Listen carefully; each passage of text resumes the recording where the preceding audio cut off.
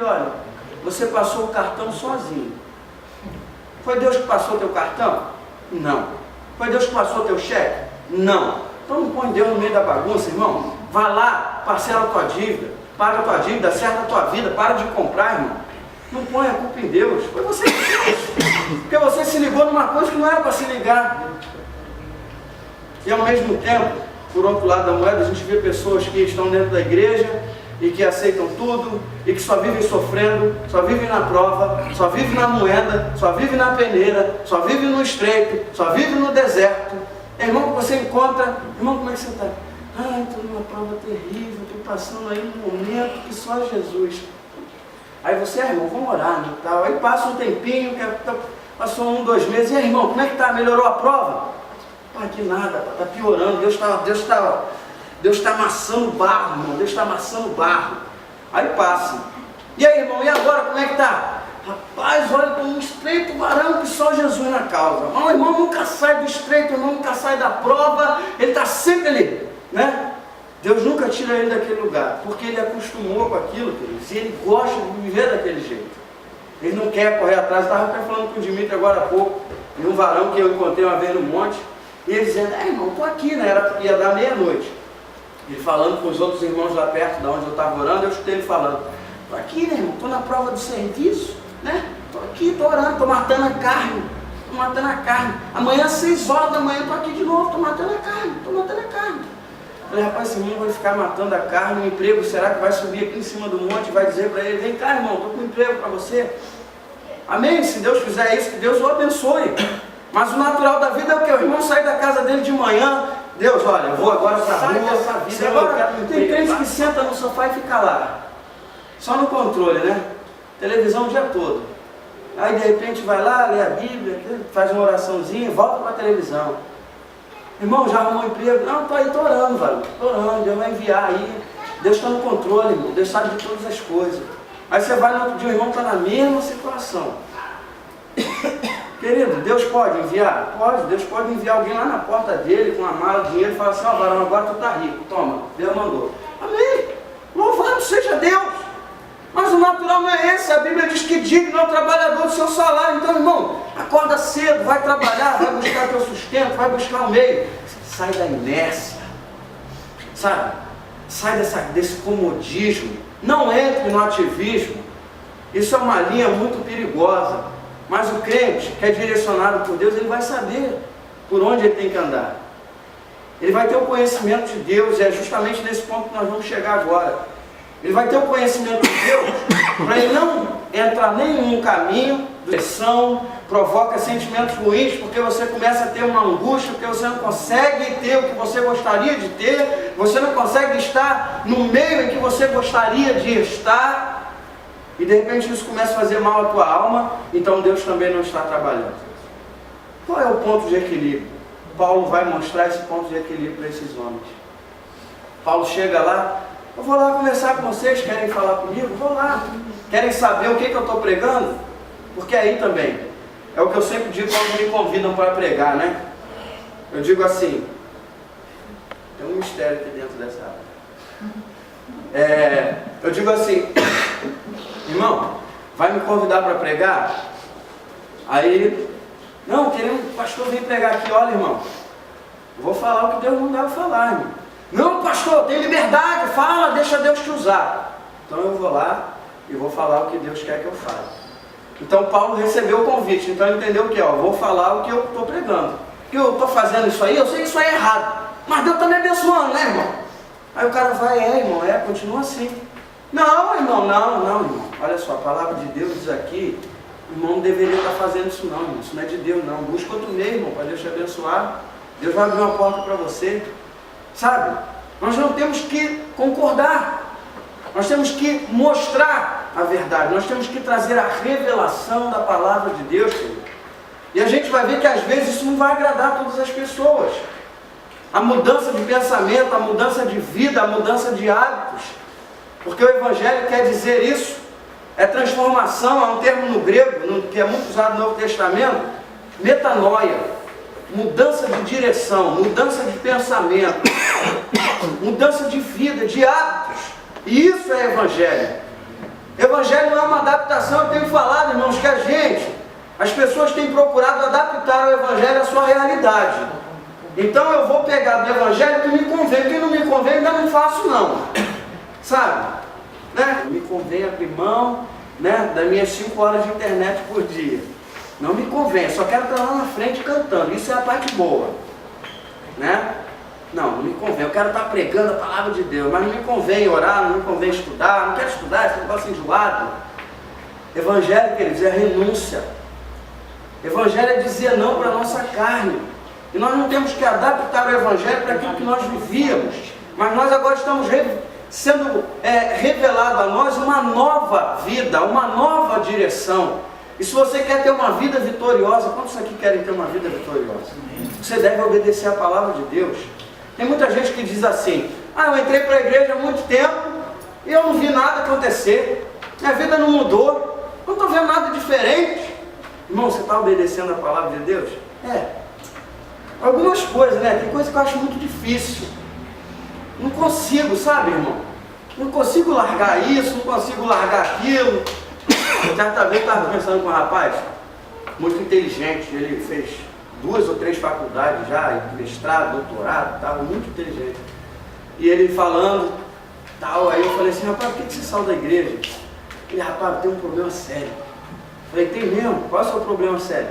O problema é mulher, meu problema é mulher, meu problema é mulher. Eu falei: rapaz, o meu também. Aí ele: pastor falando isso pra mim? Eu falei: rapaz, eu tinha um problema sério com mulher. Sabe como é que acabou o meu problema? Eu casei. Acabou o meu problema, arrumei uma mulher maravilhosa, casei, pronto, eu não tenho problema nenhum mais com mulher. Coisa, queridos, que as nossas atitudes devem mudar. A palavra de Deus já está dizendo: faça isso. Aí você faz, acabou, pronto. Acabou o problema. Mas as pessoas querem adaptar dentro daquilo que elas gostam de fazer e trazer a palavra de Deus para dentro daquilo ali, quando na verdade você deve entrar no contexto da palavra de Deus e se adaptar à palavra de Deus. As suas atitudes devem ser mudadas. Então Paulo vai chegar ali, vai confrontar e vai dizer para eles: olha, tenho andado aí na cidade e eu tenho visto que vocês são muito supersticiosos, são religiosos. Né? Paulo viu ali, irmãos, aquele panteão grego, né? Vários deuses, várias estátuas e tal, aquele monte de coisa e tal. Aí no meio daquilo tudo ali, Paulo vê um monumentozinho levantado lá no meio, ó, Deus desconhecido. Opa! Olha o servo de Deus como é que é. Servo de Deus, é por isso que a Bíblia diz que a gente não deve andar por vista, mas pela fé no Filho de Deus. Porque o servo de Deus, querido, ele anda ligado 24 horas por dia. Ele pode estar trabalhando, ele pode estar estudando, mas ele está ligado em Deus. Então no momento oportuno, Deus trará a revelação a ele daquilo que ele deve fazer. No momento oportuno, Deus vai direcionar a vida do crente. E você deve ter vida com Deus para isso estar acontecendo na sua vida. Você deve buscar a Deus, deve buscar isso de Deus. E Paulo sai andando e tal.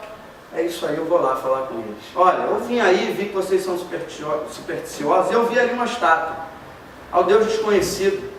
É sobre ele que eu venho falar com vocês. É esse que eu vou anunciar. É sobre esse Deus que eu quero falar para vocês. Um Deus que vocês não conhecem. Vocês conhecem milhares de deuses. Vocês conhecem milhares de filosofias, de ideias diferentes. Vocês têm as suas tradições. Vocês têm a sua maneira de pensar. Mas eu agora quero apresentar a vocês um Deus que vocês estão honrando, que vocês estão ali fazendo um monumento, estão dizendo que Ele existe. Porque, irmãos, há uma outra história que é para um outro momento, né, que eu não posso falar hoje, mas quem quiser pesquisar, procure o livro Fator Melquisedeque, né, povos antigos, povos remotos da terra. Você vai ver uma história tremenda sobre essa estátua, sobre esse monumento ao Deus desconhecido, né? É uma ideia de que 600 anos antes de Cristo houve uma praga, uma peste ali em Atenas, e foi necessário eles consultarem os oráculos e as sacerdotisas da época, cidade, muita gente morrendo a todo momento no funeral, a todo momento alguém sendo enterrado, alguém sendo levado. E eles procuraram e de repente vem um homem de longe, de uma outra ilha, se eu não me engano da ilha de Creta, e ele vem trazer uma revelação. E ele também, ele não era crente, não era servo de Deus, mas ele traz um entendimento ao povo. Ele diz: olha, nós vamos fazer o seguinte, tragam para cá ovelhas, né, ovelhas malhadas, ovelhas brancas, e vamos ver qual esse Deus, essas nós vamos sacrificar. Aí o pessoal, mas ele disse assim, antes coloca essas ovelhas à parte, deixa elas sem comer, sem beber água, sem nada. Aí o pessoal ficou, mas como que essas ovelhas no outro dia, com fome, não vão chegar ali, não vão comer no gramado, como é que elas vão sentar? Que negócio é esse, rapaz? Tá doido? Aí o cara fala assim, vamos deixar acontecer. Quando chega no outro dia, né, ele chega lá e traz, leva as ovelhas, o povo está tudo ali esperando, e nisso tudo ele está ouvindo mais um funeral, mais alguém chorando, as pessoas morrendo, a praga tomando conta. Eles já tinham sacrificado a todos os deuses que existiam na Grécia e nada resolvia o problema. E aí quando chega esse cara, ele dá essa ideia, né? E aí ele vai e faz uma oração a Deus, dizendo, Deus que não conheço, né? Mas nós estamos aqui humildemente te pedindo, se te agradar, toma essas ovelhas e acaba com a praga desse povo e tal. Eu sei que, conclusão da história, algumas ovelhas sentam, e ali é feito os altares, né? E os pedreiros da época vão lá com a argamassa e fazem os monumentos. Aí vão e dizem, que Deus que nós vamos colocar aqui, qual o nome desse Deus? Aí ele vai dizer assim, olha, vocês estão querendo ser muito presunçosos, né? Já foi difícil descobrir quem era o Deus. Agora vocês ainda querem dar nome para ele, vai que ele fique irado e manda a praga de novo. Coloca lá, é Agnus Dei, alguma coisa assim, ao Deus desconhecido, Agnostos Theos, é um termo grego, ao Deus desconhecido. Aí vai lá e coloca lá naquele monumento, e fazem vários monumentos onde todas as ovelhas estão. Com o passar dos anos, esses monumentos vão sendo destruídos pelo tempo, o limo, o lodo, a degradação, tudo vai corroendo, vai estragando, e alguns anciãos, depois de muitos anos passando por ali na colina de Marte, olham lá e veem meio escondido, no meio das folhagens e tal, poxa, lembra do que aconteceu aqui há muito tempo atrás, tal, vamos colocar agora em votação um decreto para que se mantenha limpo um monumento desse perpetuamente. Olha só como Deus é tremendo. Deus é tremendo, né, queridos? E ali eles começam a cuidar de um daqueles monumentos onde estava escrito Agnostos Theos, ao Deus desconhecido. E esse monumento é o que o Paulo vai usar depois de 600 anos aproximadamente, quando ele vai pregar essa palavra para esses atenienses, quando Deus vai revelar o seu propósito. Isso nos mostra também, queridos, o cuidado de Deus para revelar os seus propósitos. Amém. O cuidado de Deus de nos revelar a sua vontade. Como Deus prepara tudo, como Deus preparou tudo para você chegar aqui hoje e ouvir a palavra de Deus. Talvez você esteja aqui, não sei nem porque eu estou aqui hoje, ouvindo esse cara fala pra caramba, né? Não sei porque que eu vim aqui, não sei, me chamaram e eu estou aqui hoje. Sabe por que você está aqui hoje? Porque Deus quis que você estivesse aqui hoje. Porque Deus tinha um propósito. Ele queria que você ouvisse a respeito dele. Ele queria que você ouvisse a respeito do Deus que você não conhece, mas que você tem ouvido falar, que o seu colega fala, que o seu parente fala, mas que você ainda não conheceu. E como se conhece a Deus, queridos? Tendo experiências com Deus. Certa vez um amigo meu estava conversando com um ateu, ele usou uma ilustração da laranja, né? Ele disse que estava conversando com um cara e ele falou assim, o ateu falou assim, rapaz, como é que você sabe que Deus existe? Aí ele falou assim, olha, antes de você experimentar a laranja, você sabia o gosto da laranja? O cara, não, o ateu, né? Não. Aí ele disse assim, pois é, assim é Deus. Você só vai saber o gosto, você só vai saber se ele existe depois que você experimentar. E ele falou, eu tenho experimentado Deus, assim como você experimentou a laranja e hoje você sabe o gosto, eu experimento Deus e hoje eu sei quem é Deus, porque eu tenho experimentado Deus. Então Deus só se faz conhecer por meio de experiências com Ele. E é isso que Paulo vem trazer para os atenienses, para os religiosos, filósofos, homens inteligentíssimos, cheios de cultura, mas que não tinham a experiência com o Deus verdadeiro. O Deus que era desconhecido, mas que ao mesmo tempo era honrado. Hoje nós estamos cercados por essas pessoas. Deus é fazer o bem a todos. Quem nunca ouviu isso de alguém, né? Não, minha religião é ajudar o próximo, minha religião é não falar mal de ninguém, minha religião é não fumar, não beber. Minha avózinha sempre fala isso para mim. Eu não fumo, eu não bebo, não faço mal a ninguém, não falo mal de ninguém e tal. Minha religião é essa. Eu falei, não, a senhora precisa ter um encontro com Jesus. Jesus é que pode salvar. Não adianta a gente fazer isso tudo se a gente não tiver Jesus no coração. E muitas pessoas estão aí fora agora, nesse momento, e elas estão com esses pensamentos. Pessoas que te cercam, pessoas que estão à sua volta, que dizem, não, olha, eu tenho Deus no coração, né? Você vai falar de Jesus para alguém, não, eu já tenho Deus no coração. Ele pode até ser um estoico da vida, né? Ele conhece realmente, sabe que tem um Deus, eles acreditavam num Deus mundial, um Deus universal, a lei da natureza que faz todas as coisas. Como muitas pessoas dizem, aqui se faz, aqui se paga e tudo vai acabar aqui. Mas nós temos que levar o Deus que nós conhecemos, mas que ainda é desconhecido para muitos, por meio de experiências, por meio das revelações que eu e você temos recebido de Deus. Você precisa apresentar esse Deus às pessoas que estão à sua volta. Eles precisam conhecer esse Deus. E é esse Deus que Paulo apresentou, é esse Deus que eu vos anuncio que era desconhecido, mas agora se faz revelar por meio das suas experiências, das suas manifestações, pois os sinais seguirão e têm que seguir na vida daqueles que creem no nome de Jesus. Amém? Tomem posse dessa palavra. Quero agradecer essa oportunidade, né, de estar falando aqui de Deus, pelo convite. Que Deus abençoe a sua vida poderosamente. Você seja um canal de Deus aqui, na igreja. Que Deus use a vida de vocês, né?